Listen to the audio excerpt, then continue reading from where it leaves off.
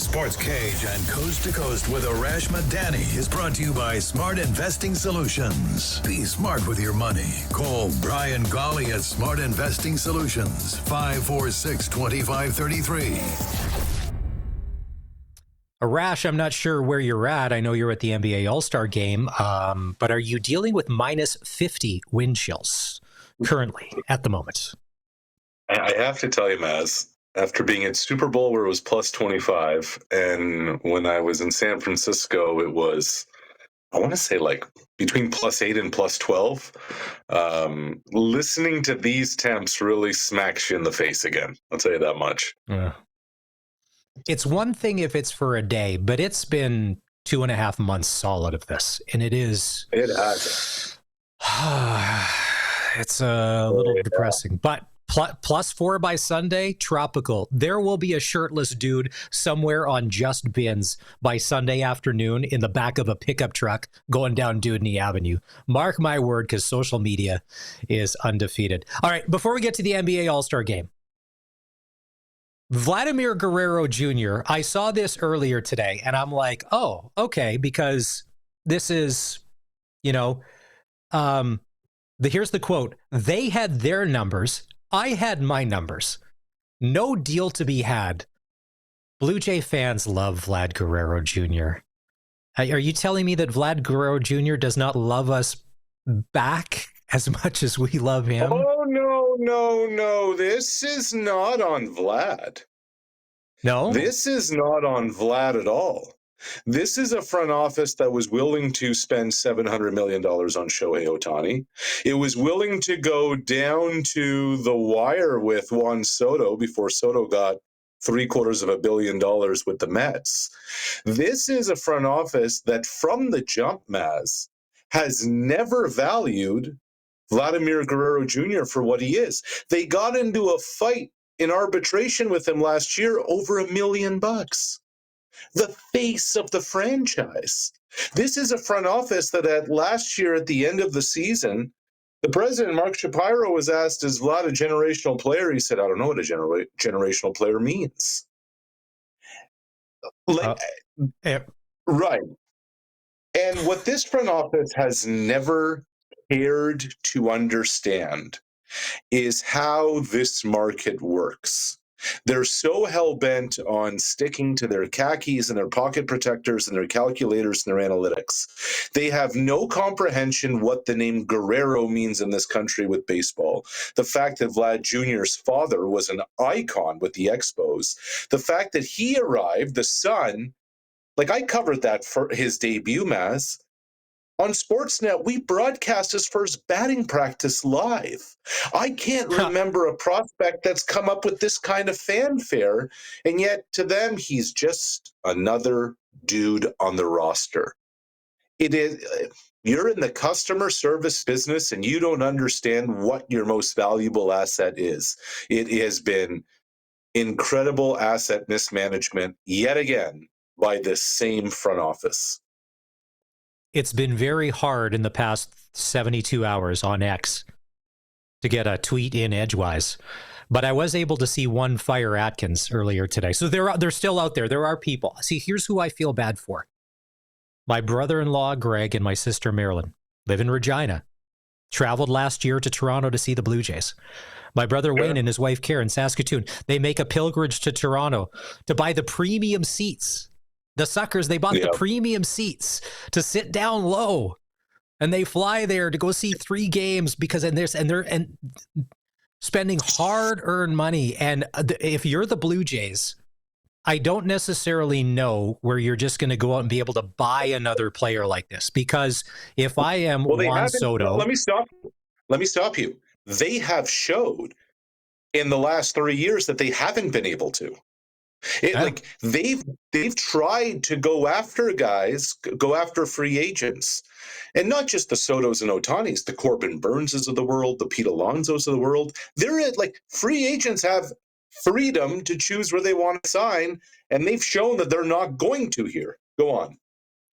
Even like I said, even with all the craziness in California and their tax system, and you'll get guys going, no, I'd much rather be in LA because it's LA. than Toronto, Yeah. or I'd much rather be anywhere but. So you have a talent like this that you could keep, that you don't have to grow. You already have them. You don't have to give up 4 first-round picks and some assets or whatever. It's just money. And did you say that they're the 7th highest spending team payroll-wise in baseball anyways? So what is the deal? Are. What is the deal? They're number 2 in the American League. They're hell-bent on doing it their way being in air quotes. But I think, Maz, if you look at the pattern that's happened here since this front office has taken over, it's been very consistent in asset mismanagement. And this is what I mean by this. They come in at the end of the 2015 season, division champions, sold out crowd, places going nuts, with the MVP of the American League in Josh Donaldson. You know what? Then they decided at the end of 16, we're going to tear this thing down and rebuild. Okay, fine. That's your prerogative. But you have the MVP. What did they end up getting for him? A middle reliever named Julian Merriweather that they kept around for years and years because they were hell-bent that Merriweather was going to be their star reliever. It didn't work. They had Marcus Stroman, number 2-ish, maybe number 3 pitcher in the rotation for a few years. What they get for him? Simeon Woods Richardson, Anthony Kay, and a partridge in a pear tree. Like, they have had no ability to, with what you have, make something of it, to get something for it. And now you have this. And when they arrived, they also said, well, the farm system's in tatters. Wait till we have wafts and wafts of talent. By any evaluation, by any measure, they're now the bottom 3 farm system in all of baseball. So you don't have, and now you have Guerrero, a homegrown talent, and this is the way you're doing it. This is the way you're doing it. It's bizarre. So how much longer, if I'm a frustrated Blue Jays, it's funny, I could tell by the passion in your voice. If I'm a frustrated Blue Jays fan like you, how much longer does this front office have before the higher ups at Rogers, whoever makes says, all right, that's it, you got to go. Like this is not working. You guys are out. It's a good question. I don't know the answer to the question. Mark Shapiro is on an expiring deal. He's up at the end of the year. Ross Atkins has 1 more year after that. The manager, John Schneider's tied into them. But also you have coming up on the books, Chris Bassett, one of your important starters. He's up at the end of the year. Kevin Gausman only has a season left after that. The organization is not in strong shape right now. And this, forgive me, I miss you mentioned the names of your relatives and friends who keep going to Toronto for games. The reason why this has worked so far is because Aunt Marilyn and cousin Greg and brother-in-law Johnny continue to go to the ballpark. The Blue Jays have been a profitable business. It has reached the point in this market where there is outward disdain for what is going on here. You had Guerrero and Bichette as cornerstone pieces of this franchise, and now both are about to hit free agency, and there's nothing to suggest that either are going to stay. What are you selling? You're coming off a 74-win season where you were in last place. Throughout your entire 10-year regime, you have not won a playoff game. What are you doing here?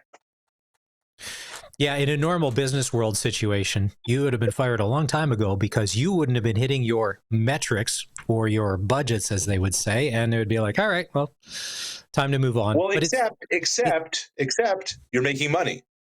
Except people are showing up to the ballpark. Yeah. Except you made a $300 million renovation, and that, so I'm not saying, it's all been a disaster, but it's been great that you have a new spring training facility. It's great that you've done some renovations. But at some point, you got to win a ball game. Yeah. Well, and for Shapiro and Atkins, championships on resumes, if you're a sports executive, is what eventually gets looked at. Yes, there are owners that do. Obviously, they all want to make money. But if you can produce a winner, like That right there. And I don't necessarily know that you'd get a 10-year window, because dollars to donuts, if they do get replaced, whoever is coming in, I doubt that they would get 10 years, the next crew, to kind of turn this thing around. Because you would probably have to give them in the job interview a 4 to 5 year plan of how it shows the Toronto Blue Jays being World Series champions. And here's what it's going to take. And they would buy on that stock. All right. So you were covering the NBA All-Star game on the weekend, which was in San Francisco. Yeah. And it was funny on Sunday listening to American Sports Talk Radio, because I wanted to see, and we'll get to the hockey game in a second, how much or if any coverage Patriotism Day got. I listened for about 2 hours, and for an hour and 50 some minutes, it was about LeBron James not participating, and how out of three hours of coverage, there was 33 minutes of actual basketball-ish type activity going on. And it wasn't necessarily the most fan-friendly viewing event that the NBA has ever put on. What's your take? Well, my take is it was confusing. It was empty. It was bizarre. And it's broken. So when you have players outward,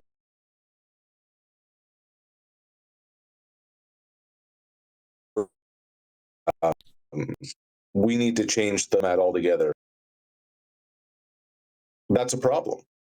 I'm not sure if you still have me, Maz. I mean, you had guys, at one point you had guys just saying, okay, next year, why don't we just make this a game of one-on-one against each other? What? The players are disgusted with what's happening. The players are at wit's end by what this is. Giannis, though, on Sunday came out with a suggestion, and I'm all for this, that actually would put some pride on the line in an event that's basically had none of it for 2 generations now. Let's make this USA versus the world. It's not going to be an Olympics, but Canada's got Shea and Murray. You have Nikola Jokic. You have Giannis. You have Wemby. You have so many players from so many different countries. As we're seeing, as we're reminded, people like suiting up for the U.S. More than that, people like beating the U.S. Maybe that's the way. You're not going to get a playoff-like competition, but that can be something to inject a little oomph into it.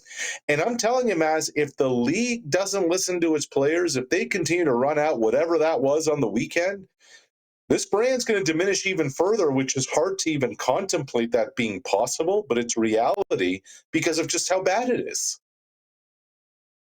One of the best tweets I saw is, hey, NBA, don't worry about trying to get your all-star weekend right. Try getting your regular season right. As far as the product on the court. So on Saturday, and maybe you were at you're covering that event. How did this go down for you, where all of a sudden the hockey world is just unfolding and melting down, and social media is melting down right along with it when the Canada-US thing happens? Are you catching this on your phone? How is this happening? Were you able to catch any of this live, or how is this information being relayed to you? No, I watched on TV. This is okay. Let me just tell you the relevance of this event in the U.S. That did we lose Arash? Oh, there we are. He's back. We there? There, nice. There we go. We're there. Yeah. So they advertised that the game was going to be on ABC. Yes. And it wasn't on ABC. World News Tonight. It was on ESPN, right? Yeah. ESPN had college basketball and ESPN Deportes had the game. So watch the game up on the screen on ESPN Deportes, which again, that shows you kind of where the hockey kind of situation is in the US, even for Canada versus US. And I'm like, okay, well, gentlemen, start your brain damage. It's 9 games. It's funny. I want to word this properly. These guys have come out and said playing for their country means as anything else. And I get it. I think that's awesome. Why is there a need? Just out of curiosity, wondering aloud. Why is, if it means so much to you, why do we have to smash each other in the face with our fists? I'm just curious.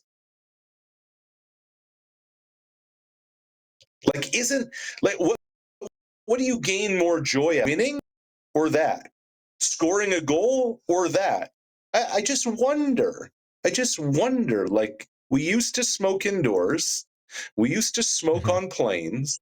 And then we realized, oh, wait a minute, it's not good for us. Now we know that repeated blows to the head lead to chronic brain injury. And yet we continue to do it because that's what's going to get us fired up. Anyway, that's my... Well, there's a good portion of the Sports Cage audience, Arash, that is smoking in the cab of a truck right now with the windows rolled up going, yeah, amen, brother. I love the smoking. Let's keep that going. Let's never, like fighting, ever be out of hockey. And I think like if it was about setting the tone, the Tkachuk brothers and then TJ Miller, they set the tone. And once they got down to hockey, the Americans did a whole bunch to frustrate the Canadians outside of a beautiful Connor McDavid goal. And there's speed to burn. They were able to play a very frustrating style against the Canadians. Now, no Cale Makar, a little bit of injury bug. Yesterday's game seemed inconsequential because I don't know how you top Saturday. Everybody now is waiting until Thursday.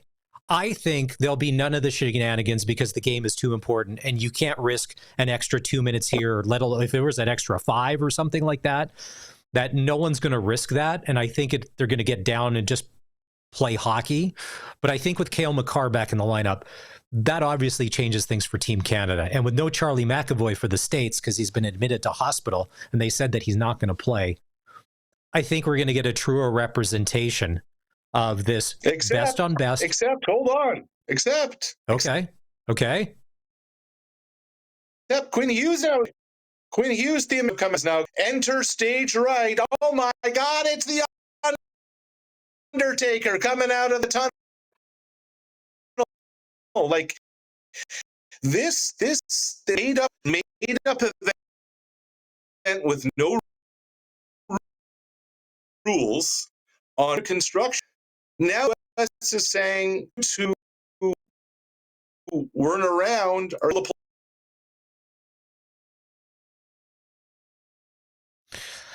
I think we'll have to we'll cut it there. I think Arash has got a bad internet connection today.